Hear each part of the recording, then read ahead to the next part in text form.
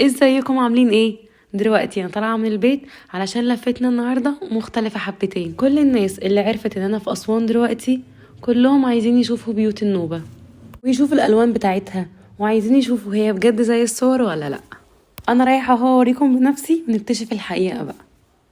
اللي احنا هنعدي عليه ده خزان أسوان. لو عايز تعرف حكايته روح اتفرج على فيديو متحف النيل، هتلاقيني متكلمة عنه وشرح كل حاجة فيه. وسيلة المواصلات بتاعتنا النهاردة هي التوك توك. ايوه والله زي ما سمعتوا، التوك توك. هما عندهم نوعين من التوك توك. التوك توك الاسود الصغير اللي هو موجود عندنا عادي، وفي توك توك تاني كده مفتوح ودي صورته. فانا جربت الجديد بقى، قلت اغير جو شويه. بجد لما تروحوا حاولوا تجربوه، هتحس ان انت طاير كده مع العربيات.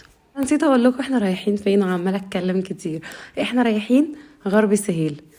انا رحتها 3 مرات، فجمعت لكم في الفيديو ده خلاصة 3 مرات مع بعض. هوريكم في الفيديو ده كذا حاجة. اول حاجة طبعا البيوت الملونة اللي كلكم نفسكم تشوفوها، وانا اول واحدة طبعا. هتشوف زفة نوبي، وهتشوف الرسومات اللي عاملينها على البيوت بتاعتهم، وهنشوف الفنادق النوبية عندهم عاملة ازاي. وكمان بالليل هنحضر فرح نوبي. ولو عايزين تجيبوا هدايا لاصحابكم هتلاقوا هناك بازارات باسعار حلوه قوي. وهنبتدي لفتنا وهنركب جمل. هنا انا كنت محتاره اركب انو جمل فيهم. تعالوا نتكلم شويه عن غرب سهيل. بقت علامه مميزه جدا للسياحه في اسوان. النوبيين في القريه حولوا بيوتهم للوحه فنيه بطابع نوبي اللي بيتميز طبعا بالالوان، وعملوا جزء من بيوتهم كفندق. ده فندق اشرينارتي. انا مش عارفه انا منطقه صح ولا غلط، بس اللي عجبني في الموضوع ان هما راسمين صورة محمد منير.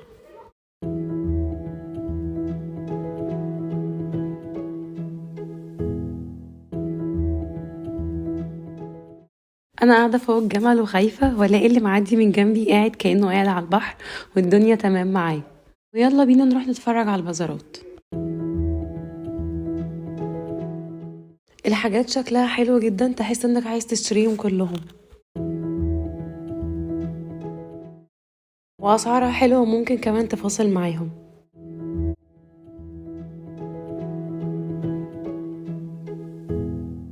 في حاجات كمان كتير معموله بالايد، صنع يدوي يعني.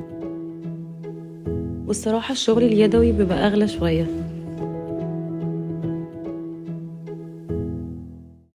والخامات كمان بتاعتهم نضيفة جدا.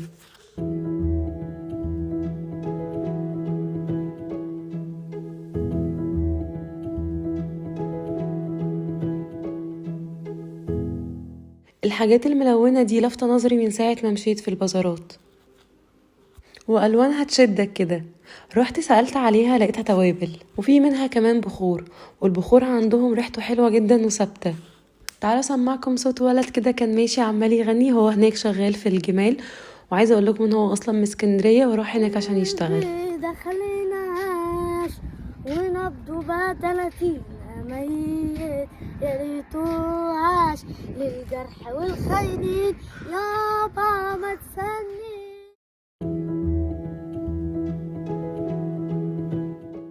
والمكان ده اسمه مكاني، هو كافيه ليه كذا فرع في اسوان، بس الصراحه حاجته حلوه والديكوريشن كمان من جوه جميل جدا. انا مش بعمل له اعلان، اكيد هو مشهور لوحده. وده فندق من الفنادق النوبيه في غرب سهيل.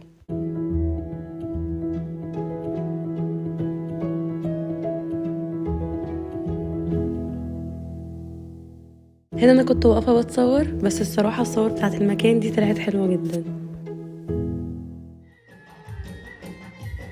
يلا بينا نروح نحضر الفرح نوبي بالليل. انا معرفش حد في الفرح اصلا، بس كان نفسي احضر فرح نوبي، فسألت لحد ما عرفت ان في فرح اليوم ده ورحت. الافراح عندهم بتبدأ من الساعة 12 بالليل لحد الصبح. بس عامة المنطقة دي لو جيت بالليل مثلا بعد العشاء هتلاقيها هادية، مش هتلاقي فيها ناس كتير. اول بس لما بتلاقي فرح بتلاقي البلد كلها راحت الفرح. طبعا هنا الفرح هو لسه ما بدأش، هما لسه بيسخنوا كده للفرح. بس كانت الساعة 12:30 وانا رايحة الساعة 12، فقلت انا هروح بقى الاقي الفرح ابتدى خلاص. طلع ان الفرح لسه بدري جدا. بالمناسبة ان الفرح ده 2 اخوات مع بعض، يعني مش فرح واحد بس فرحين في فرح.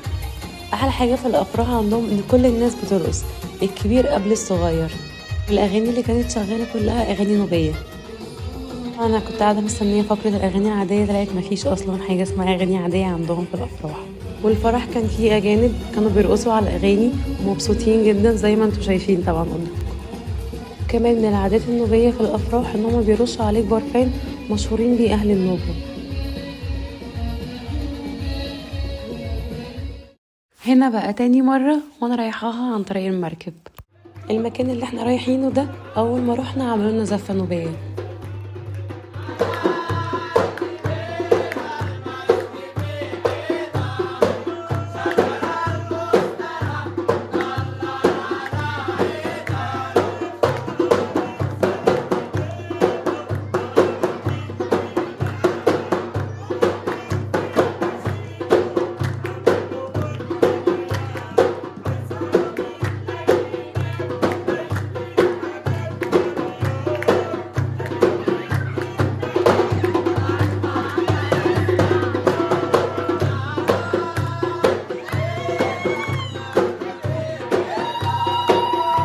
دي رسومات ناس رسموها في الشارع. صراحة هي جميلة جدا ومبهجة.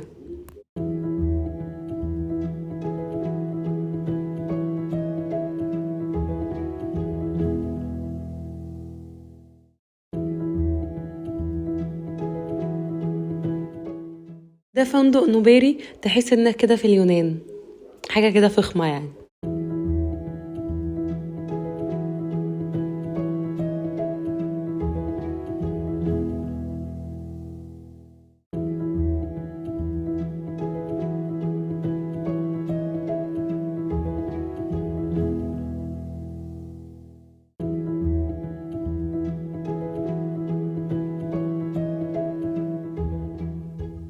ده كافيه وسط الدايرة، رحنا نقعد فيه شوية، كان هادي خالص والديكوريشن بتاعه من جوه حلو جدا. طبعا تعالوا اوريكم بقى كل حاجة فيه. هو الصراحة ما كانش في حد غيرنا في المكان، وممكن عشان كان الوقت متأخر وانا قلت لكم ان البلد كلها بتنام بعد العشاء، وساعتها احنا كنا الساعة 10:30 بالليل.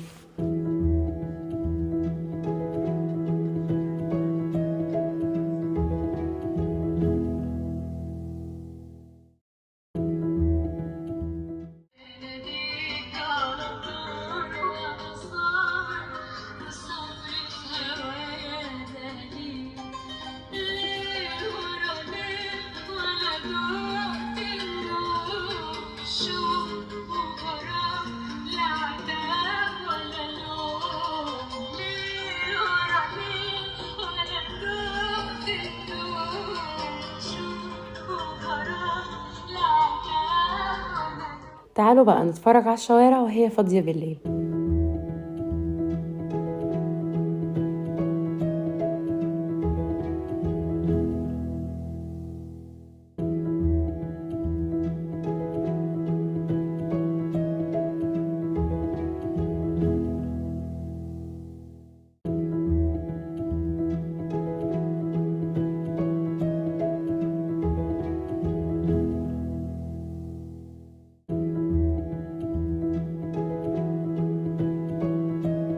احنا كده خلصنا لفتنا في غرب سهيل.